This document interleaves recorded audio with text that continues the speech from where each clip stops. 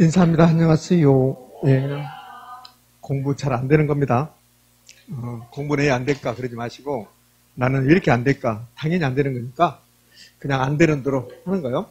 몇 점 맞는 시험입니까? 60점. 자, 오늘 이제 투자론 마무리 해볼게요.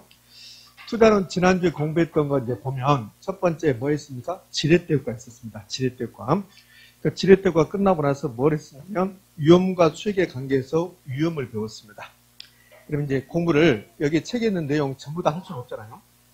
여기 책에 있는 내용 전부 다 알고 간다. 그것은 불가능하게 가깝고, 그러니까 위험이 나오면 뭐가 생각나야 되는 거 보자고요. 위험 그러면 뭐가 생각나요? 위험의 종류, 금융적 위험, 유동성 위험이 생각나면 되고, 위험에서 가장 중요한 것은 이 위험을 어떻게 처리할 것인가. 위험의 전가라는 것도 배웠고, 6가지를 반드시 타이틀을 기억하셔야 된다. 첫 번째, 위험한 투자를 제외시키는 방법. 두 번째가 뭐였습니까? 보수적 예측 방법. 세 번째가 위험조정 할인율을 사용하는 방법. 네 번째가 민감도 분석. 민감도 분석이 나오면 흡수율 분석하고 비교 대상이다.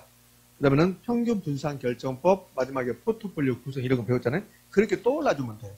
그렇게 떠올라주면 되는데 그 내용을 쏙쏙들이 다 알 필요 없어요. 시험지를 보고 아 맞다 틀렸다 이렇게 하면 되는데 입으로 막 떠들 필요도 없고 듣고 나서 아 그렇구나 이렇게 하시면 되니까 완벽하게 정리 안 되니까 완벽하게 정리할 필요 없다. 이렇게 위험을 배웠어요. 그럼 위험을 배웠으면 그러면 이제 뭘 배워야 되냐면 수익을 배워야 됩니다. 수익. 그래서 오늘은 수익률부터 공부할 겁니다. 책은 몇 페이지입니까? 88페이지. 아 좋아 팔팔하다. 자 88페이지 무슨 말인지 모르는 사람도 있는데 그러니까 88페이지란 소리예요. 그게 별것도 없어요. 자 그러면 수익률 배울 건데 수익률에서 몇 가지 배웁니까? 수익률 몇 가지? 네가 해라. 3가지. 기대 수익률, 요구 수익률, 실현 수익률 이거 3가지 배워요. 작년에는 이 수익률만 가지고 한 문제 출제했어요. 그래서 요구 수익률이 뭐냐, 기대 수익률이 뭐냐, 실현 수익률이 뭐냐 이렇게 물어봤어요. 그러면 수익률은 몇 가지 배우면 3가지 배운다. 어떻게 3가지가 배우냐면 첫 번째 기대 수익률을 배운다. 그럼 기대 수익률은 뭘 출제한다고 그랬습니까? 기대 수익률 계산 문제. 이론적으로는 내릴 게 하나도 없어요. 기대하고 예상이 똑같아. 그럼 기대 수익률은 이 부동산이 있으면 이 부동산으로부터 예상되는 수입이 있을 거고 예상되는 지출이 있을 것이다. 아직 투자하지 않았으니까. 예상되는 수익과 예상되는 지출을 바탕으로 계산된 예상 수익률. 그러면 이거 투자한다면 투자 비용이 10억이라고 예상된다. 근데 수입이 1억 예상된다. 비용은 10억이 들어갈 것 같고 수익은 1억이 나올 것 같다. 그러면 이 부동산으로부터 기대되는 수익률, 예상되는 수익률 몇 퍼센트? 10%. 이걸 기대 수익이라고 한다. 그러니까 기대 수익의 개념은 시험에 나올 게 없어요. 기대 수익 예상 수익이다. 그럼 이제 요구 수익이 있습니다. 요구 수익은 이 부동산을 보면서 투자자 갑이 이 부동산에 돈을 부동산 가격이 10억이니까 10억을 투자하기 위해서 충족돼야 되는 최소한의 수익률. 그다음에 세 번째가 실현 수익률입니다. 이 3개 중에서 가장 중요성이 없는 게 무슨 수익입니까? 실현 수익률. 이 3가지를 공부할 건데 그런데 먼저 실현 수익률을 정리하고 갈까요? 기대 수익률하고 요구 수익률 2개를 비교를 해요. 그러니까 이 부동산의 기대 수익률과 투자자의 요구 수익률 2개를 비교해서 투자 여부를 결정하는 거야. 투자 여부. 투자할까 말까 결정한다. 우리가 수익률을 배우는 것은 투자 여부를 결정하기 위해서. 그러면 기대 수익률하고 요구 수익률을 비교해서 투자 결정한다. 이 2개를 비교해서 투자 결정한다. 그러니까 투자 결정하는데 어느 경우에 투자 결정하는 거 엄청 잘 나와요. 어느 경우에 투자합니까? 그러면 기대 수익률이 요구 수익률보다 더 크면 투자한다. 이건 엄청나게 시험에 잘 나옵니다. 그러니까 어느 경우에 투자했냐면 기대 수익률하고 요구 수익률 비교해서 기대 수익률이 더 크면 투자합니다. 이렇게 했단 말이에요. 그러니까 투자가 됐어 이제. 그럼 투자가 됐는데 기대되는 수익률은 10%였고 투자자 요구 수익률은 8%였습니다. 그럼 투자한단 말이에요. 그래서 1년이 지나고 실제 수익률을 계산해봐서 실제 수익률. 이 실제 수익률을 계산했더니 이거 5%밖에 안 나왔다. 이런 경우는 투자를 실패했다고 그래. 왜? 기대되는 수익률은 10%인데 그런데 실제 수익률은 5%밖에 안 나왔어요. 요구 수익률도 충족하지 못했습니다. 이건 투자 실패한 거예요. 왜 이렇게 됐을까요? 시장 상황이 굉장히 나빠버린 겁니다. 시장 상황을 반영해서 기대되는 수익률이 10% 기대했는데 내가 생각했던 것보다 시장 상황이 더 나빠진 거야. 그래서 수익률이 이렇게 낮아진 거라고. 이걸 불확실성, 이걸 위험이라고 한다고. 지난주에 위험 배웠잖아요. 위험은 기대되는 수익률하고 실현되는 수익률이 달라질 가능성. 이걸 불확실성, 위험이라고 그래요. 그럼 이 실제 수익률을 5%가 나왔는데 이걸 뭐라고 하냐면 실현 수익률이라고 그래요. 실현 수익률. 그럼 실현 수익률의 개념은 투자한 다음에 실제로 달성된 수익률을 실현 수익이라고 한다. 그게 중요한 게 아니라 이 실현수익의 개념이 중요한 게 아니라 실현수익에서는 가장 중요한 말은 실현수익은 투자 결정하고는 관련이 없다. 투자 결정과 관련된 수익률은 기대수익률과 요구수익률이고 실현수익률은 투자 결정하고 관련이 없다. 요거 기억하시면 돼요. 그러면 실현수익률 끝났어요. 28회 때 시험 문제로 가볼게요. 실현수익률을 가지고 투자 결정한다 이런 말 나오면 뭘까 했을까? X가 되는 거예요. 28회 때 뭐라고 내냐면 이렇게 돼요. 내부 수익률법은 실현수익률과 요구수익률을 비교하여 투자 여부를 결정한다. OX? X. 실현수익률을 가지고 투자 여부를 결정한다. 그러면 틀린 말이 된다고. 그래서 실현수익률이 나오면 그것만. 뭐만? 실현수익률은 투자 결정과 관련이 있다 없다? 없다. 더 이상 할 게 없다. 그럼 이제 기대수익률 가는 거예요. 그럼 기대수익률을 보면 이 개념 나왔어요. 예상수익이라고 이것밖에 없어요. 기대수익률 개념은 예상수익 이론적으로 할 것은. 근데 기대수익률은 개별 자산의 기대수익이 있고 포트폴리오 기대수익이 있는데 여기 책 보면 동그라미 1번, 2번, 동그라미 1번, 2번 이렇게 났다고. 그거 싸그리 무시하는 거예요. 그거 시험에 나오지 않아. 그러면 그걸 왜 써놨는데 기대수익률은 계산 문제고 계산 문제를 할 때 이렇게 한다는 거야. 계산할 때. 계산할 때 이렇게 한다는 거지 이게 시험에 지문 나오는 게 아니라고. 그러면 기대수익률은 개별 자산의 기대수익률, 포트폴리오 기대수익률 두 개로 구별할 필요 없어요. 그냥 시험에 나오면 이 포트폴리오 기대수익률이 계산 문제가 나오는 확률이 매우 높죠. 기대수익률 계산 문제는 한 7번 정도 나오는데 개별 자산의 기대수익률은 2번 그리고 나머지가 다 포트폴리오 기대수익이라고. 그러니까 포트폴리오 기대수익률 계산 문제만 할 수 있습니다. 여기서는. 근데 이제 개별 자산이든 또는 포트폴리오든 기대수익률은 평균값이에요. 평균값이요. 평균. 가중평균 한다고 하잖아요. 가중평균. 그래서 평균이란 말 나오면 그것은 기대수익률을 뜻한다. 우리가 지난주에 배웠던 것 중에서 평균이란 말 나온 게 평균 분산 결정법. 기억나시죠? 그 평균 분산 결정법에서 평균이 기대수익이다. 그럼 기대수익이 나오면 머릿속에 기계가 들 이론적으로 기억할 것은 예상수익이다. 요거하고 평균값이 기대수익을 뜻한다. 되셨죠? 그럼 끝나는 거예요. 그럼 이제 기대수익은 계산 문제. 그래서 책 88페이지 하단부에 계산 문제가 나오잖아요. 또 계산 문제 해보시면 돼요. 네? 포트폴리오 기대수익률 계산 문제. 그럼 포트폴리오 기대수익률을 구하는데 A, B, C 세 개의 부동산에 지금 분산 투자했습니다. 그럼 부동산이 3개 나왔고 이거 기대수익률 구하라. 이게 포트폴리오 기대수익률 구하는 거예요. 그러니까 포트폴리오 기대수익률 구할 때 제가 그동안 여러분에게 설명했던 것은 이게 한 3번째 지금 설명하고 있는 것 같은데 이거 설명한 것은 전 어떻게 설명했냐면 정통적으로 설명했어요. 정통적으로. 그래서 이렇게 있잖아요. 포트폴리오 기대수익률 구하려면 그럼 2가지 알면 된다. 어떻게 해요? 구성 비율 A, B, C 부동산에 분산 투자했다. 구성 비율 투자 비중이 나온다. 비중 또는 구성 비율 이렇게 나온다고. 그럼 이게 나오고 그 다음에 각 자산의 기대수익률 그래요. 여기서 각 자산은 A, B, C의 기대수익이라고. 각 자산의 기대수익. 그럼 만약에요. 포트폴리오 기대수익을 구하는데 이 투자 비중은 대부분이 줘요. 이거 줍니다. 이렇게. 안 준 적이 딱 한 번 있어요. 이거 주고 나서 이 각 자산의 기대수익. 여기 예상수익이 기대수익이란 말이에요. 그럼 각 자산의 기대수익이란 말은 A, B, C의 기대수익이란 소리예요. 그럼 A의 기대수익이 10%고 B는 8%고 C는 5%다. 이렇게 주면 그럼 얘는 우리에게 산수 연습시킨 거라고. 그러면 이렇게 곱하고 더한다. 이렇게 하는 것을 가중평균한다고 그래요. 가중평균. 그래서 기대수익은 평균값이다. 이론적으로 기억하고 계산을 이렇게 하는 거예요. 그 포트폴리오 기대수익 계산 문제 나오면 그럼 2가지 알면 된다. 뭐하고 비중하고 각 자산의 기대수익률. 그럼 이 사례를 보면 비중은 줬잖아요. 비중은. 그런데 각 자산의 기대수익을 줬습니까? 안 줬습니까? 안 줬잖아요. A, B, C의 기대수익을 안 주고 요게 A, B, C의 기대수익을 계산할 수 있는 자료라고. 기대수익 예상. 요걸 예상수익이라고 나올 수도 하고 기대수익이라고 나올 수 있다고. 그럼 요 기대수익은 A 부동산의 기대수익이 10이고 8이고 이 뜻인데 호황일 때 10이고 불황일 때 8이라는 소리예요. 이게. 그러니까 요 자료를 가지고 A, B, C 부동산의 기대수익을 계산하는 거야. 그럼 이 문제는 A, B, C 기대수익 계산 문제. 여기 이제 쟁점이야. 그럼 여기다 제가 써볼 건데 여기다 이제 각 자산의 기대수익 계산해서 쓸 거라고. 그러면 A부터 해야지. A는 기대되는 수익률이 호황이면 10%다. 불황이면 8%다. 그럼 A 부동산의 기대수익률은 10하고 8 사이에 있다는 소리야. 이게. 근데 이제 호황일 확률 호황일 확률이 몇 %입니까? 60%. 여기다 60%를 쓴다고. 불황일 확률은 40%를 쓰고 이렇게 곱하고 이렇게 곱하는 거야. 그럼 A 부동산의 기대수익이 나온다고. 그럼 여기다가 이제 A의 기대수익을 한번 계산해 볼까요?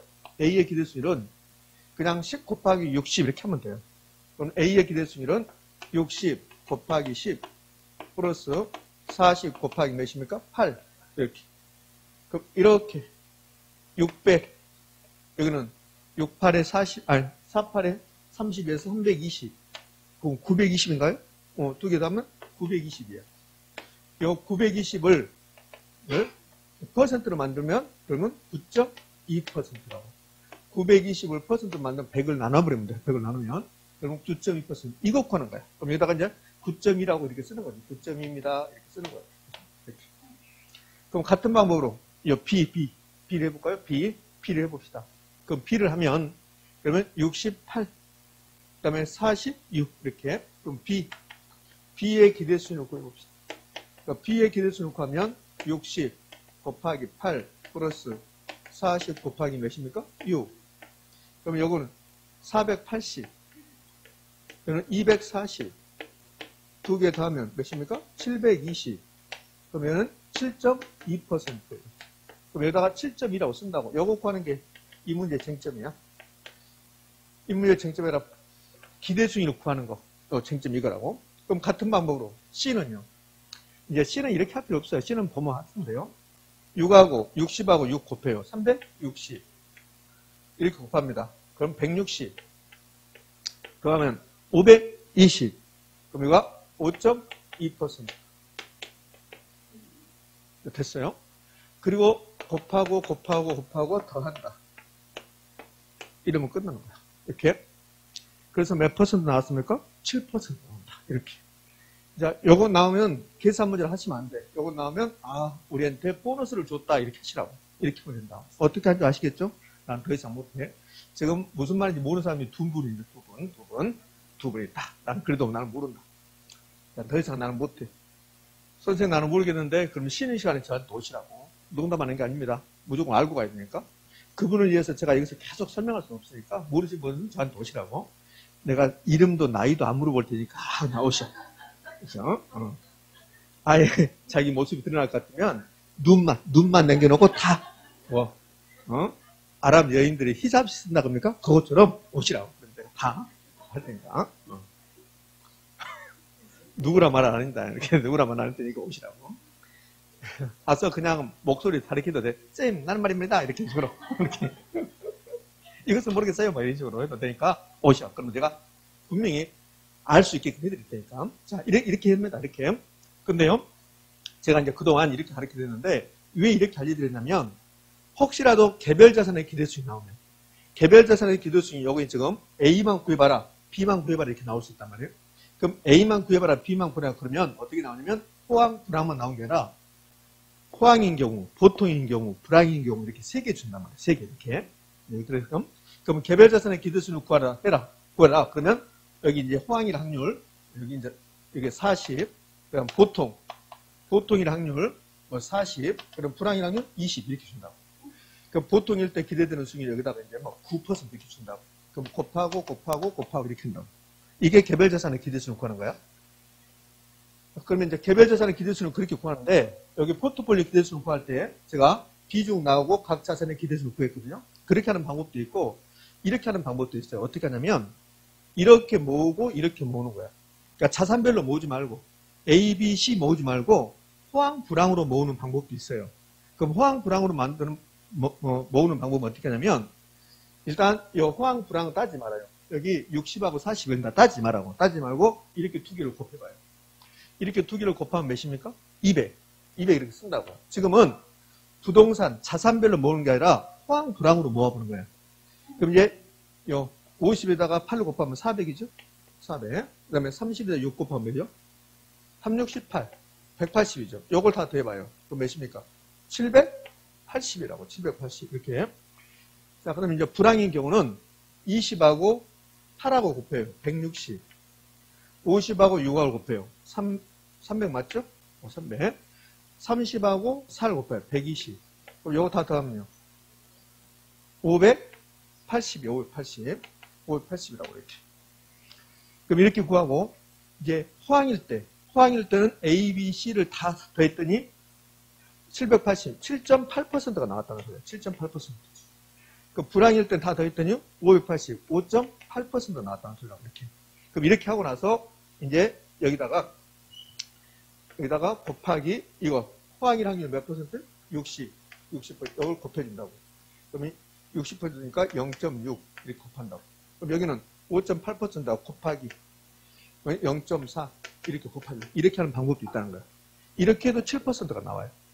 의미 아시겠습니까? 이렇게. 그러니까 어떤 방법을 해줘도 상관없는데 제가 처음에 풀었던 방법이 정통적인 방법이고 이 방법이 좀 더 빨리 할 수도 있을 것 같아. 여러분들 선택하라고. 그러면 처음에는 왜 그렇게 가르쳤냐면 개별 자산의 기대수익이 나오면 그런 식으로 푼다는 것을 제가 알려준 거고 요거는 이렇게 푸는 것은 개별 자산의 기대수익을 구할 때는 이렇게 푸는 게 아니니까. 자, 그러면 다시요. 포트폴리오 기대수익 한번 구하라 나왔어요. 어차피 이 표를 줄 거니까. 포트폴리오 기대수익 구하라면 이렇게 표를 준단 말이에요. 그럼 이제 호황, 불황 따지지 말고 A, B, C 따지지 말고 그냥 호황으로, 불황으로 묶어버리라는 소리예요. 그러면 A 분사는 20하고 10하고 곱하면 200이다. 50하고 8하고 곱하면 400이다.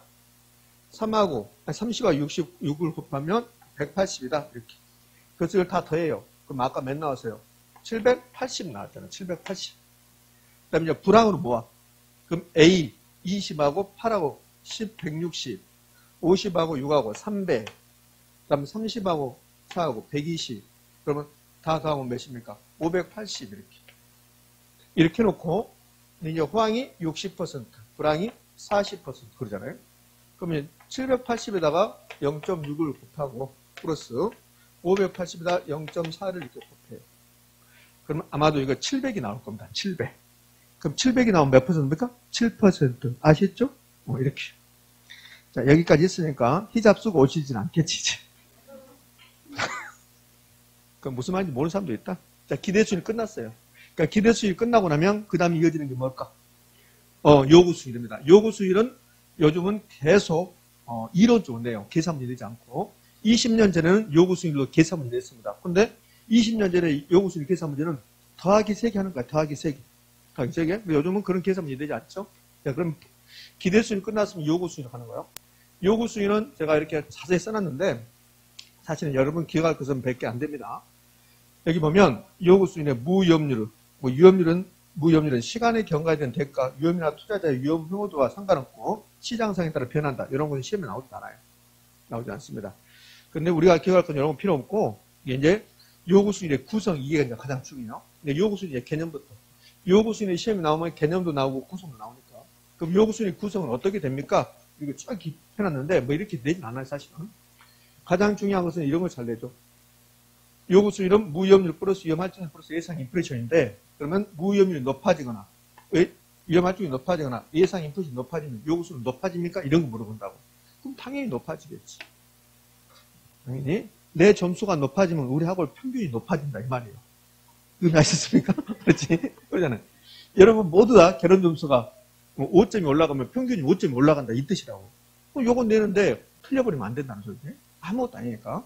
자, 그럼 요구수익 갑시다. 요구수익의 개념. 개념은 이 말이 가장 시험에 잘 나와요. 이 말이. 요구수익은 어느 부동산에 대해서, 어느 투자 대상에 대해서 위험이 주어지죠. 투자는 위험을 부담하면 수익을 창출하는 거니까. 그 위험이 주어졌을 때 투자자가 그 부동산에 대해서, 그 투자 대상에 대해서 돈을 투입하기 위해서 충족돼야 될 최소한의 수익률. 앞에 뭐 투자하기 위해서 이런 거 중요한 게 아니고 최소한의 수익률 이거 중요하다. 첫 번째 최소한의 수익률. 여기 A라는 부동산이 있어요. 그럼 A라는 부동산이 있으면 투자자 갑이라는 사람이 A라는 부동산의 가격이 부동산 가격이 10억이라면 여기다 10억이라는 돈을 투자자 갑이 투자하기 위해서 최소한 나는 8% 수익이 나와줘야 된다. 그러니까 갑이 요구하는 게 몇 퍼센트입니까? 8%인데 8%.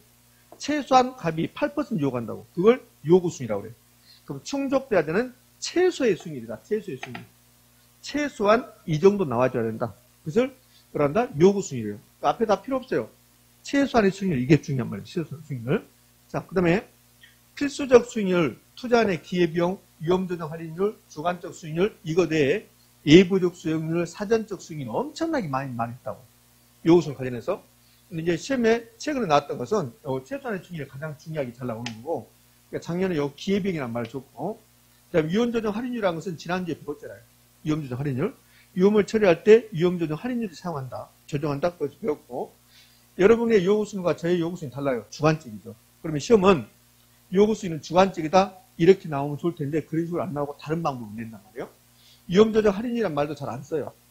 근데 위험조정 할인율이라는 것은 이미 배워왔고, 그럼 결국 이제 필수적 수익률은 필요 없어요. 필수적 수익률은 이 부동산에 투자하기 위해서 충족돼야 되는 최소한 수익률, 필수적으로 최소한 이 정도가 충족된다. 그런 개념이니까 이런 건 이제 필요 없어요.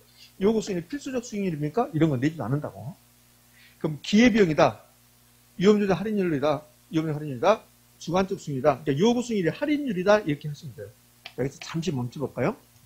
저하고 요구 수익률 할인율이라는 것을 이제 어디서 먼저 배웠냐면, 이번 순환 들어와서 요구 수익률 할인율이라고 어디서 배운 것 같아요? 정보가치 구하는 게 있었죠. 계산 문제 정보가치. 정보가치 구할 때 정보가치, 정보 현재 가치는 실미미 배웠죠.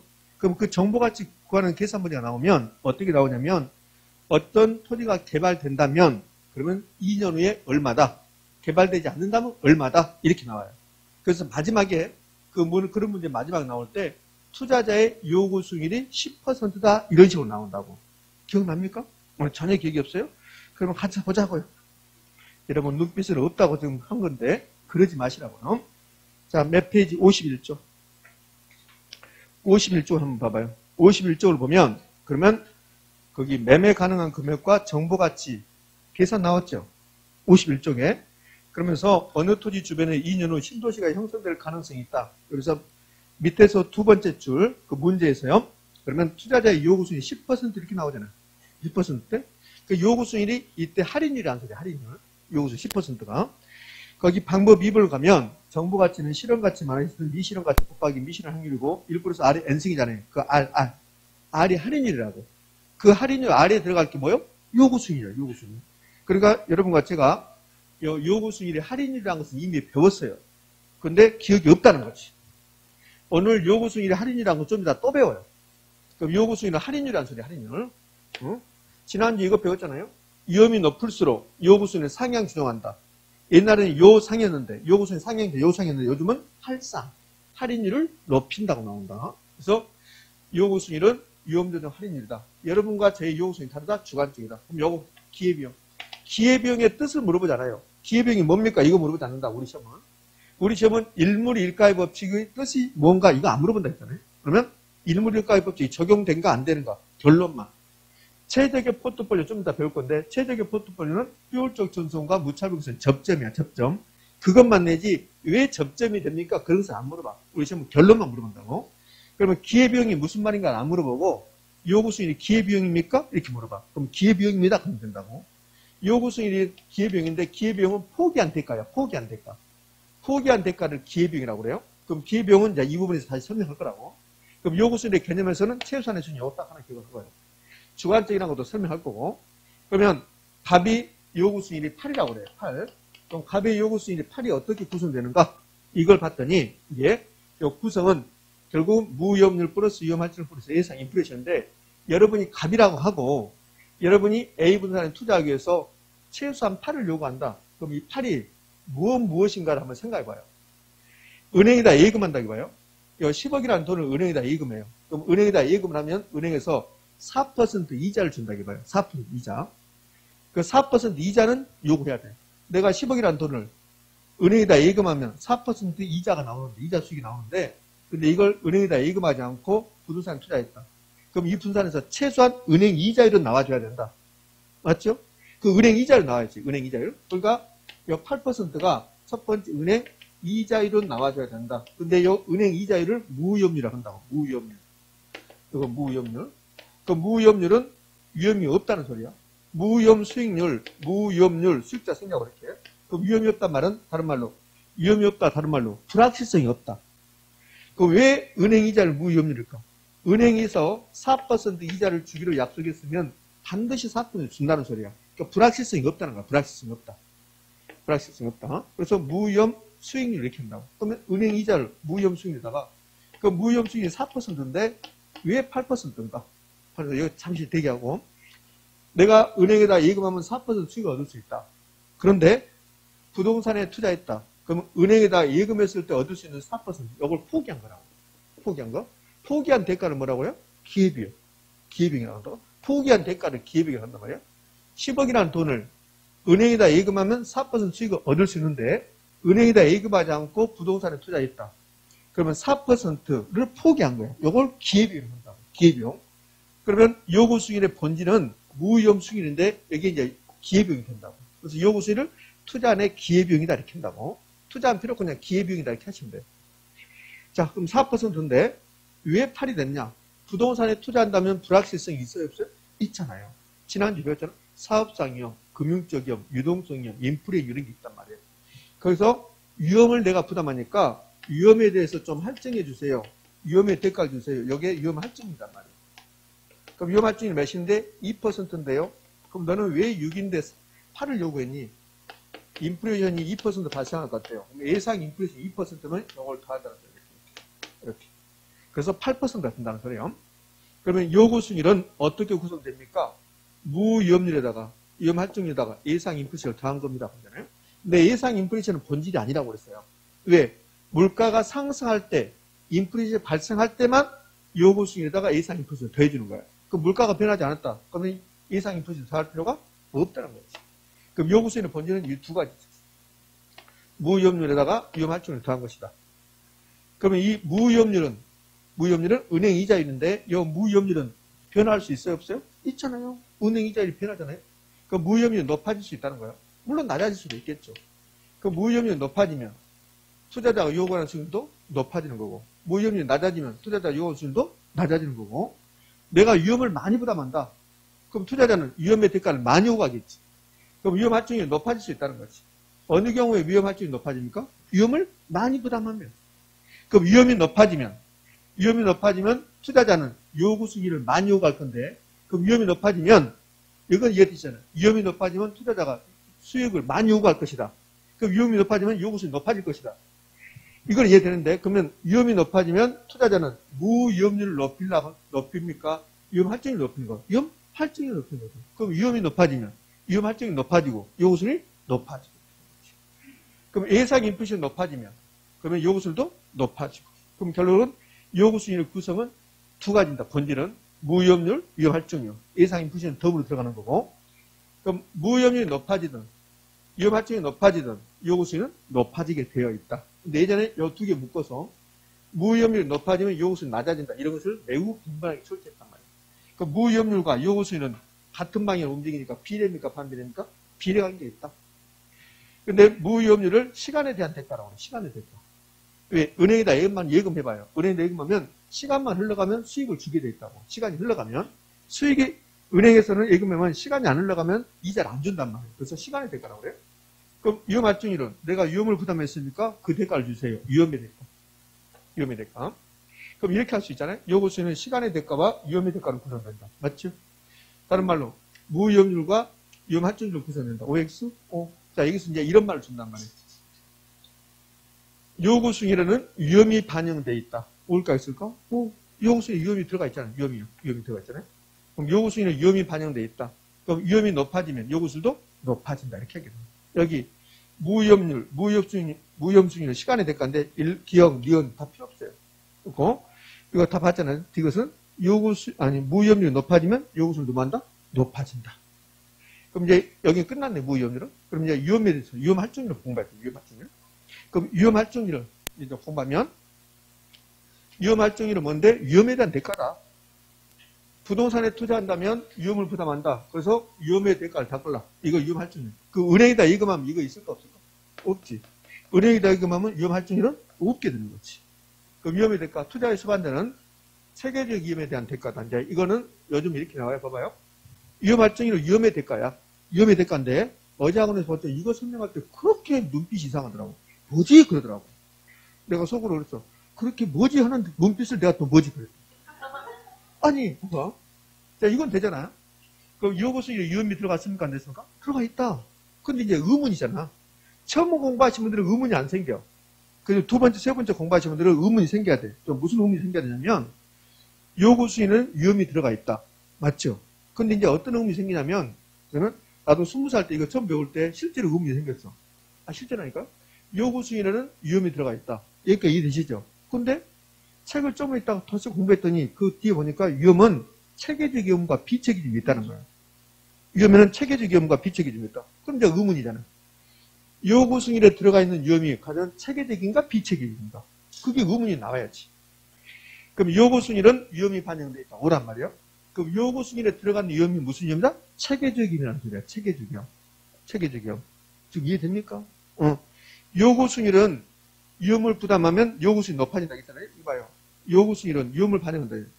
요구 수위는 위험을 반영한다. 위험의 대가가 들어가 있다. 그럼 요 위험이 하나만 있는 게 아니라 체계적 위험도 있고 비체계적 위험도 있다는 거야.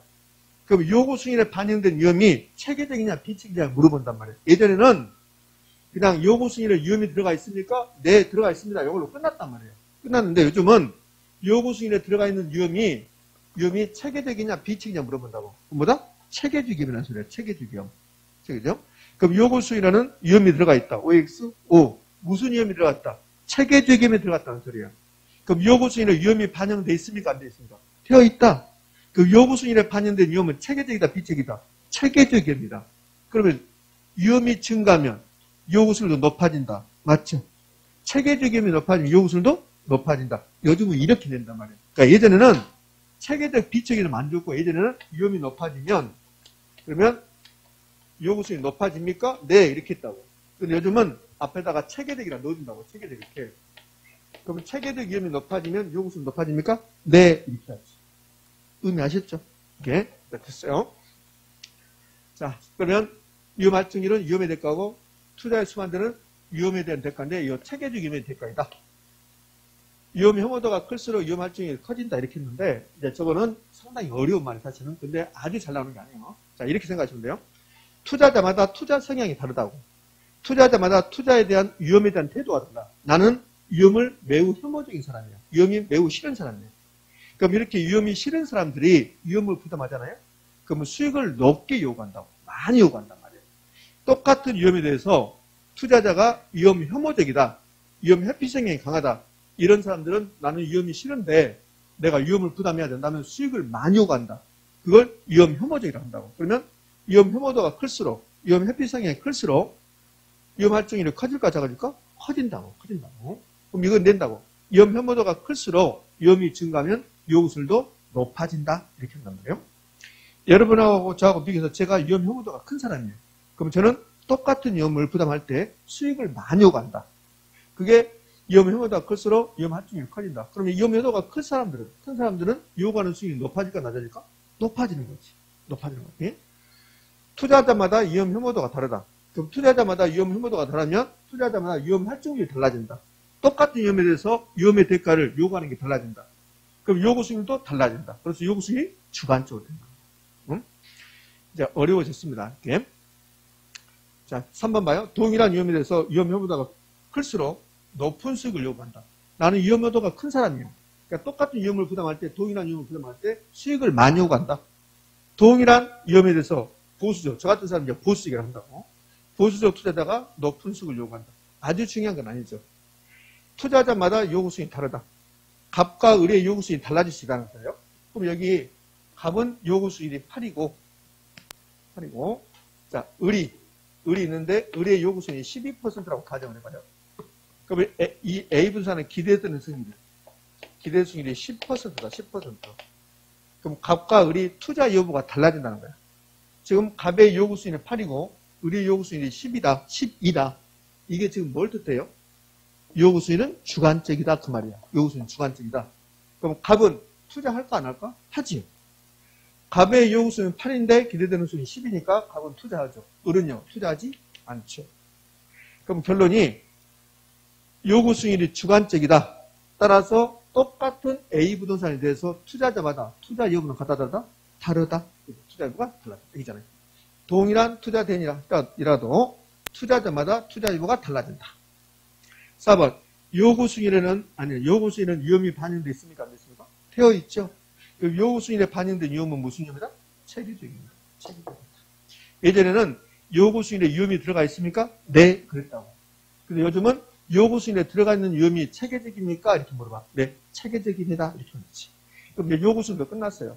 요구 수준을 제가 여러분이 이해시키기 위해서 여러 가지 이야기하는데 여러분 머릿속에 기억이 해야 되는 것은 요구 수준은 최소한의 중입니다. 그 다음에 기회비용이다. 요구 수준의 구성은 시간의 대가와 위험의 대가로 구성된다. 그걸 다른 말로 무위험률에다가 위험할증이라고 한다. 그럼 무위험률이 높아지거나 위험할증이 높아졌다. 위험할증률이 높아졌다고 안 나와요. 그럼 뭐가 높아졌다고 할까? 위험이 높아졌다고 나와. 그럼 무위험률이 높아지거나 위험이 높아지면 그러면 요구수율도 높아진다. 결국은 위험과 요구수율은 비례관계 있고 무위험률과 요구수율도 비례관계 있고 요구수율에 반영된 위험은 체계적입니다. 이 말은 체계적임이 높아지면 요구수율도 높아진다. 요구수율이 주관적이란 말은 사람마다 위험에 대한 태도가 달라진다. 그래서 위험 혐오적인 사람들은, 위험 회피성이 강한 사람들은 똑같은 위험에 대해서 수익을 많이 요구하게 된다. 그럼 위험 혐오적일수록 요구수익이 높을까 낮을까? 높아진다. 됐죠? 그럼 끝났어요. 그 다음에 요구수익이라고 기대수익을 비교해서 투자 결정하는데 기대수익이 더 높으면 투자한다. 투자자마다 투자 여부가 달라진다. 그 이유는 요구수익이 뭐하기 때문에? 주관적이기 때문에 끝났잖아요. 요구수익을 배우고 기대수익을 배웠어요. 그럼 배웠으면 이 두 개 가지고 투자 결정하는 거야. 투자 결정. 그럼 투자 결정하는데 이 투자 결정하고 투자 균형 나왔는데 투자 결정은 잘 나오고 투자 균형은 상대적으로 잘 안 나와요. 그럼 어느 경우에 투자합니까? 기대수익이 더 크면 투자하지. 기대수익이 더 크면 투자한다. 기대수익이 더 크면 투자한다. 됐습니까? 됐죠. 예. 그럼 요구수익이 더 크면 투자하지 않죠. 요 같을 때도 투자하는데 요 같을 때는 한 번도 나오지 않았습니다. 그럼 기대수익이 더 크면 투자한다. 이거 끝나고 투자 균형. 투자 균형은 기대수익이라고 요구수익이라고 같을 때가 투자 균형이요. 투자 결정과 투자 균형 중에서 잘 나오는 게 뭐다? 투자 결정. 투자 균형은 어쩌다 한 번씩 나오는데 나오면 여러분이 힘들어하시는 부분이 투자 균형이에요. 기대수익과 요구수익이 같을 때, 요 같을 때가 투자 균형이다. 그러면 같지 않으면 투자 균형이 아니라는 소리야. 보면 기대수익이 요구수익보다 더 크대요. 요구수익이 10인데 기대되는 수익이 15% 돼요. 그럼 결론을 내요. 결론은 여기라. 기대수익이 떨어진다. 이게 결론이에요. 기대수익이 높으면 기대수익이 떨어진다. 이게 결론이라고. 기대수익과 요구수익이 같으면 균형인데 기대수익이 높으면 그러면 이 두 개를 같게 만들려면 기대수익과 요구수익을 같게 만들려면 요구수익에 맞추는 거야. 요구수익에 맞춘다고. 그럼 요구수익이 10에 맞추려면 기대수익이 15니까 높아져야 돼, 떨어져야 돼? 떨어져야 돼. 떨어져야 된다고. 자, 여기 2번 봐요. 2번은 기대수익은 7%인데 요구수익이 10%예요. 그럼 균형입니까? 아닙니까? 아니에요. 그럼 어디에 맞춰야 돼요? 요구수익에 맞춰야 돼요. 요구수익에. 그럼 요구수익을 맞추려면 요구수익을 그대로 두고 요구수익을 올린다, 요구수익을 높인다, 떨어진다 이러면 안 된다. 요구수익을 그대로 두고 기대수익을 변화시킨다. 그럼 기대수익이 7이니까 같아지려면 10을 만들려면 기대수익은 높아져야지. 그럼 기대수익은 높아지지. 그럼 결론은 기대수익과 요구수익이 달라지면 기대수익과 요구수익이 달라졌잖아요. 달라지면 어디에 맞춘다? 요구수익에 맞춰줘야 된다. 그럼 기대수익이 높으면 떨어져라. 기대수익이 낮으면 높아져라. 시험집을 이렇게 된다고. 어떻게 되냐면 기대수익이 요구수익보다 높은 경우 기대수익이 높잖아요. 그럼 너는 떨어져라. 장차 그 부동산의 기대수익은 떨어질 것이다. OX. 자, 2번은 기대수익이 요구수익보다 낮을 경우 너무 낮네. 높아져야 된다. 그럼 기대수익이 낮으면 장차 그 부동산의 기대수익은 높아질 것, 상승할 것이다. 됐죠? 그럼 끝나는 거야. 근데 여기 봐, 여기에 왜 그러는가를 설명하는 거야. 왜 그러는가. 자, 결론은 기대수익이 높으면 기대수익은 떨어져야 된다. 떨어져야 된다. 이게 결론이야. 근데 왜 그러는가가 얘기 나오는 거야. 왜 그러는가? 그러니까 왜 그러는가 이 부분은 잘 안 내. 우리 시험은 왜 그러는가 논리를 잘 안 물어봐요. 결론만 물어본다. 결론. 근데 이제 요걸 잘 안 내는데 요걸 가지고 우리를 속인단 말이에요. 자, 그러면 왜 기대수익이 떨어진가 논리적으로 볼까요? 기대수익이 높아요. 요구수익보다? 그럼 이렇게 되면 투자합니까? 안 합니까? 하겠죠. 이렇게 하면 투자 수요가 증가해요. 투자 수요가 증가하면 부동산 가격은 올라가게 돼 있어요. 그러면 이렇게 올라간 상태에서 투자한다는 소리야. 우리가. 그 비싸게 산다는 소리야. 그럼 수익률은요? 떨어져야지. 그게 논리적으로 하고. 근데 논리로 잘 안 내. 그럼 여기에 지금 잘 안 내는데 여기에 들어보면 우리를 속이겠다는 의도를 가지고 있는 거야. 그럼 어떻게 속이냐면 기대 수익률이 요구수보다 높으면 그러면 장차 그 부동산의 가격은 상승하고 여기까지 옵니까 있습니까? 오. 따라서 기대 수익률이 높아진다 이렇게 낸다고. 그럼 그럴싸하잖아요. 기대 수익률이 높으면 부동산 가격이 상승하여 기대되는 수익률이 높아진다 이렇게 낸단 말이에요. 그러면 그럴싸하다고. 아 맞다 그렇게 한다고. 틀린지를 모르고. 요걸 끌어들이는데 요거는 잘 나오지 않는데 끌어들이면 여러분이 힘들어한다고. 결론은 그러니까 요거 부동산 가격이 올라간다 떨어진다 요걸 쟁점으로 삼지 않아요. 요게 쟁점이에요. 요게. 그럼 기대 수익이 높으면 떨어져라. 기대 수익이 낮으면 높아져라. 됐죠? 선생님 나는 지금도 모르겠다. 그럼 어떡해? 히잡을 쓰고 또 오하셔야 되겠네. 예? 아직도 이해 안 되면 여러분이 요구하는 결혼 점수 몇 점입니까? 60점. 요구하는 결혼 점수 60점. 근데 40점밖에 안 된다. 올라가야지. 40점에서 더 이상 떨어질 게 어디가 있어. 그러면 끝나는 거야. 의미하셨죠? 응. 결혼 점수 이야기하면 또 기분 나빠니까 이제 그만합시다. 그러니까 수익률 끝났네요. 실현 수익률 아까 봤잖아요. 실현 수익률은 실제로 달성된 수익률인데 투자 여부하고 관련이 있다 없다? 없다. 자, 끝난 거예요. 그럼 수익률이 끝나면 그럼 90페이지 위험과 수익의 관계 나오는데 얘는 거의 뭐 시험에 출제하지 않죠. 나온다 하더라도 틀린 말 뭐 크게 흔히들 하니까. 위험과 수익은 무슨 관계 있습니까? 비례. 비례 관계 있다를 상쇄 관계 있다고 그래. 위험과 수익의 비례 관계를 상쇄 관계 있다. 시험침은 이렇게 됐다고. 위험과 수익의 상쇄 관계란 위험과 수익의 상쇄 관계란 위험과 수익의 비례 관계를 말한다. OX, O, 오케이. 자, 여기서 그동안은 위험과 수익은 비례 관계 있다. 근데 이 위험이 무슨 위험이냐? 체계적입니다. 그럼 체계적이 높아지면 수익도 뭐한다? 높아질 것이다. 그럼 3번 수익과 비례 관계에 있는 위험은 무슨 위험이다? 체계적입니다. 체계적입니다. 요구 수익의 반인데 체계적입니다. 자, 4번 위험이 높아지면 요 할증이 높아지면 요 수익이 높아진다. 근데 이 위험이 4번 위험이 높아지면 요 위험이 무슨 위험이다? 체계적입니다. 체계적 위험. 동그라미 2번 위험과 가치는 반비례 관계인데 얘는 거의 시험에 나오지 않는다. 그럼 위험과 가치는 반비례. 이거는 이렇게 하겠잖아요. 논리적으로 전혀 상관없지만 이게 지금 논리인데 이걸 논리적으로 설명하면 분수식 나오고 복잡해져요. 그럼 여러분 눈빛도 안 좋아지니까 이렇게 하겠잖아요. 이건 상대적으로 출제 비중이 많이 떨어져요. 위험과 수익은 비례 관계에 있다. 얘는 가끔씩 지문에 등장해요. 근데 위험과 가치는 반비례 관계에 있다는 거의 나오지 않습니다. 그래서 이것을 제가 논리적으로 하지 말고 이렇게 하겠어요. 붕괴 위험이 높은 건물은 가격이 높을까 낮을까? 낮다. 붕괴 위험이 높다. 가격은 낮다. 그럼 반대로 간다. 그렇게 하셔야겠어요. 그러면 끝났어요. 위험과 수익이 끝났습니다. 평균 분산 결정법은 우리 책 보면 그러면 91쪽에 거기 4번 평균 분산법의 한계라고 나와서 뭐라고 설명 나오죠? 그거 보지 마세요. 그러지 말고 그냥 이 개념만. 그럼 91쪽에 봤더니 평균 분산 결정법 지배원리의 사례 나오면서 1번 사례 봐봐요. 1번 사례는 A 부동산과 B 부동산 뭐가 똑같아요? 표준편차. 표준편차가 똑같잖아요.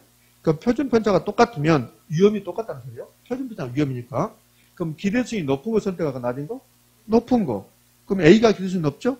그러니까 A가 B를 지배한다 이렇게 한다고. 자, B를 봐요. B를 보면 수익이 똑같아. 기대수익이 A도 10, B도 10이에요. 그럼 수익이 똑같은 위험이 높은 거 낮은 거? 낮은 거. A가 B를 지배한다고 그래요. 근데 3번 볼래요? 3번은 기대수익을 가지고 따지면 뭘 선택해요? A. 기대수익이 높은 거 선택이 아닙니까? 근데 위험과 따지면 위험이 낮은 거. 위험이 표준편차니까? 표준편차 낮은 거. B를 선택해요. 그럼 3번은 평균 분산 결정으로 돼야 안 돼요? 안 돼요. 이걸 평균 분산 결정으로 판단할 수 없다. 한계라고 보면 한계. 그러니까 여기는 사례를 막 내고 그러지 않으니까 여기에 우리 말로 이걸 말로 해볼게요. 말로 하면 이런 건가요? 1번은 뭐가 똑같아요? 위험이 똑같아요. 위험이 똑같아요. 그럼 여기 평균 분산 결정법 의미가 결정한다는 소리잖아요. 결정. 그러니까 평균 분산 결정법은 평균과 분산 가지고 결정하겠다는 소리야. A 부동산과 B 부동산 두 개가 있는데 A하고 B가 두 개 있는데 A를 선택할까 B를 선택할까 이거 고민스럽죠? 고민스러울 때 평균 분산으로 결정한다.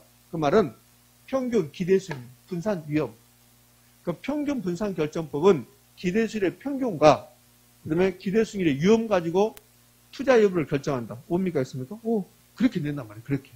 그 평균 분산 결정법은 평균이 똑같으면 기대수익과 위험, 표준편차를 이용하여 우울한 투자 대안을 선택하는 전략인데, 근데 동일한 기대수익 하에서, 그러니까 평균, 기대수익이 수익률이 평균이잖아요. 그러니까 평균이 똑같으면 기대수익이 똑같으면 위험이 높은 거 낮은 거? 낮은 거. 낮은 위험을 선택하고, 하고 반대로 위험이 똑같으면 동일한 위험에서는 뭐가? 기대수익 높은 거 선택한다. 이걸 평균 분산 결정법이라고 해요. 아주 디테일하게 내지 않아요. 내지 않고, 근데 요 의 내고, 요 2번 내고. 그러니까 1번, 2번이 전부 다 의예요. 예? 근데 이제 1번보다는 2번이 좀 더 깊은 내용의 의의를 나타내는 거죠. 내용도 다 똑같습니다. 그러니까 평균 분산 결정법이 나오면 평균 분산으로 두 개를 이용해서 비교하여 투자 대상을 결정한다. 평균 분산 결정법이에요. 그러니까 평균 분산 결정법은 그러면 평균, 기대수익이 똑같은 위험, 표준편차가 낮은 거. 표준편차, 위험이 똑같으면 기대수익이 높은 걸 선택한다. 그걸로 끝이에요. 자, 평균 분산 결정법이 됐습니다. 자, 넘겨서요. 예, 192쪽 가면 그 상단에 무슨 변이기수가 나오는데 그런 것까지 보지 마세요. 자, 92쪽에 이제 뭐가 나왔습니까? 포트폴리오. 포트폴리오부터는 정확히 10분 쉬었다. 예상합니다.